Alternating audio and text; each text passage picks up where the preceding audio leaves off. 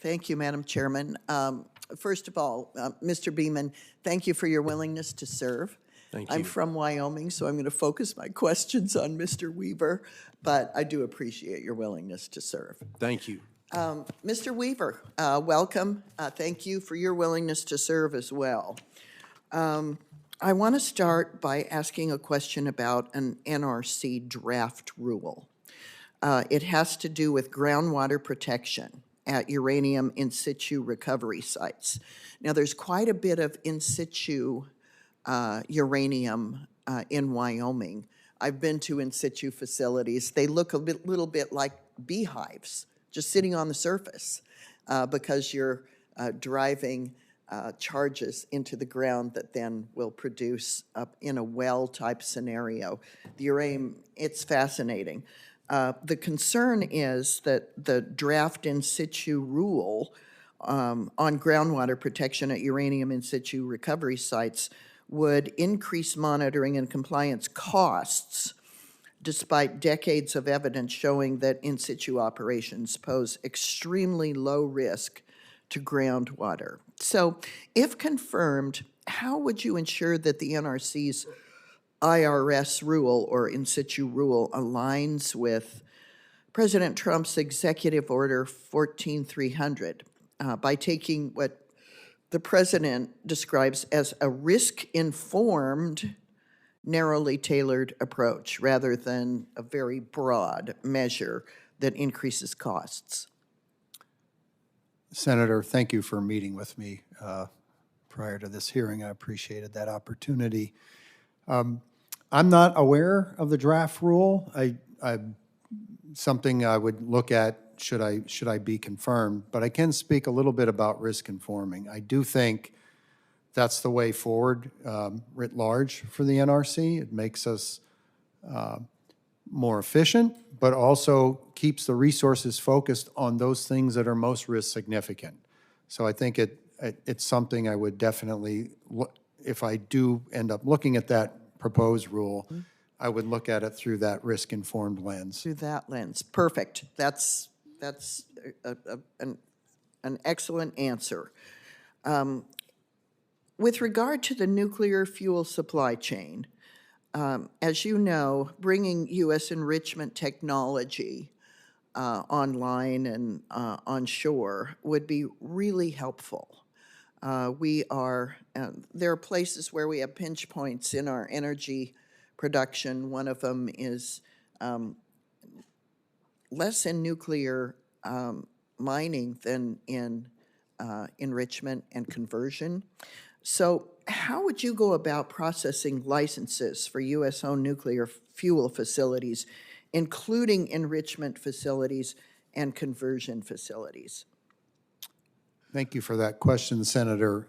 I'm aware that conversion is a limiting factor, as enrichment is as well.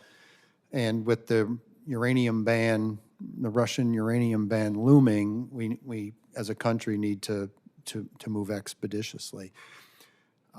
With respect to licensing in general for fuel cycle facilities, I think the NRC is doing a lot of work on the ADVANCE Act to be more efficient in licensing. And although the ADVANCE Act targeted advanced reactors primarily, I think the staff intends to bring those same efficiencies over to the fuel cycle arena, and I would support that.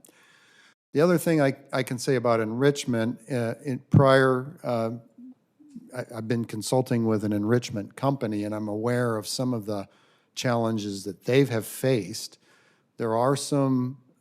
There is language in the Atomic Energy Act that puts some additional requirements on enrichment facilities that are not applicable to other fuel cycle facilities. And from my perspective, it's not based, there's not a safety case for having those extra restrictions, and it would be something potential legislative fixes to look at. I'll look forward to working with you on that. With regard to other NRSC commissioners, how can you see yourself collaborating with the other commissioners to reflect the NRC's mission as a nuclear safety regulator while still enabling the use of some of these new technologies? Yeah, thank you for that question. I do agree that having a full commission definitely facilitates better answers when you get those 5 different perspectives and allows us to move ahead. Specifically with respect to your question on enabling, for me, what enabling means is that we do efficient, effective reviews that get to a safety answer in a timely manner.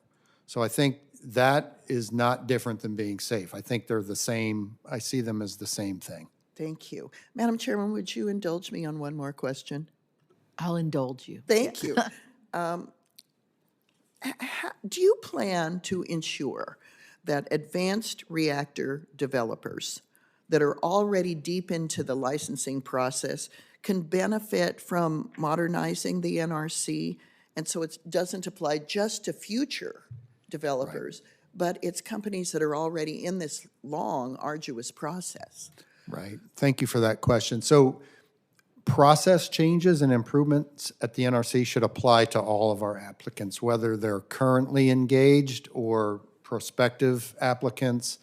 Those types of things should apply to everyone. Okay. Well, Madam Chairman, we did have a lovely conversation, and obviously this is important to my state and many others, and this technology is important to our country. So I look forward to enthusiastically supporting your nomination, Mr. Weaver. Thank you. And again, Mr. Beeman, it's very nice to meet you, and if the occasion falls on me to get to work with you, I will look forward to it. Thank Thanks, you very Madam much, Chairman. Senator.